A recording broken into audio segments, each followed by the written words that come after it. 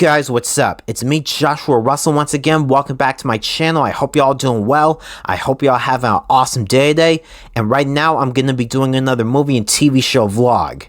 This time, I'm going to be going over my thoughts on Ant-Man the Wasp, Quantumania, Batman Ninja, and Invincible Season 4. I had a really great time watching Ant-Man the Wasp Quantumania, and even with some of the criticism it received, I found myself enjoying it a lot more than many other people did. I thought the movie delivered a fun and ambitious adventure by taking Scott Lang and his family deeper into the quantum realm than ever before, and I really appreciate how much bigger and more epic everything felt compared to the previous movies. Kang the Conqueror was easily one of my favorite parts of the movie, because he brought a more serious and intimidating presence that raised the stakes in a big way. I also thought the visuals, action scenes, and strange creatures of the quantum realm made the film really unique and gave it a fresh sci-fi style that stood out from other Marvel movies.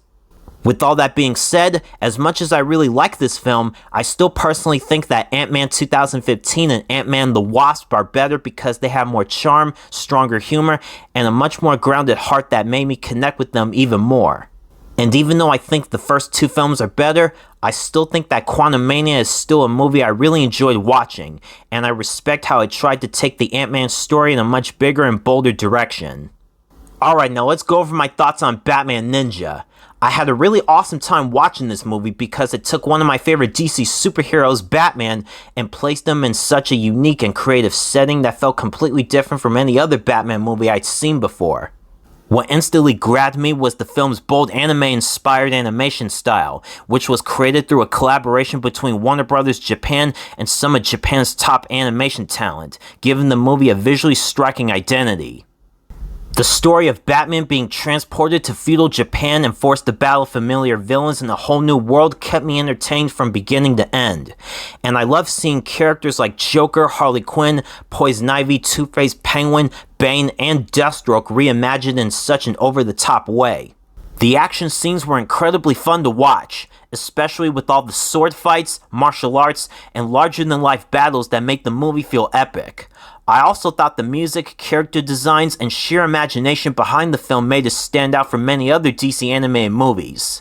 So overall, Batman Ninja is a film that I really enjoyed, because it takes risks, embraces its wild creativity, and delivers a Batman adventure that feels unlike anything else in the character's long history.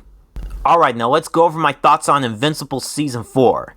Season 4 of Invincible was an absolute blast for me from beginning to end, and I had an awesome time watching every single episode. What really stood out to me is how the season continued to raise the stakes while still giving me plenty of emotional and character-driven moments that made me even care more about Mark Grayson and the people around him. I really liked knowing Grayson's redemption arc, and Thrag was an awesome badass villain. The action scenes were intense, brutal, and beautifully animated, delivering the kind of jaw-dropping superhero moments I've come to love from this series. I also really enjoyed seeing the story dive deeper into the larger Viltrumite conflict, which made everything feel bigger, darker, and much more epic than ever before. The voice acting, writing, and shocking twists kept me fully invested, and there were multiple moments that completely caught me off guard in the best way possible.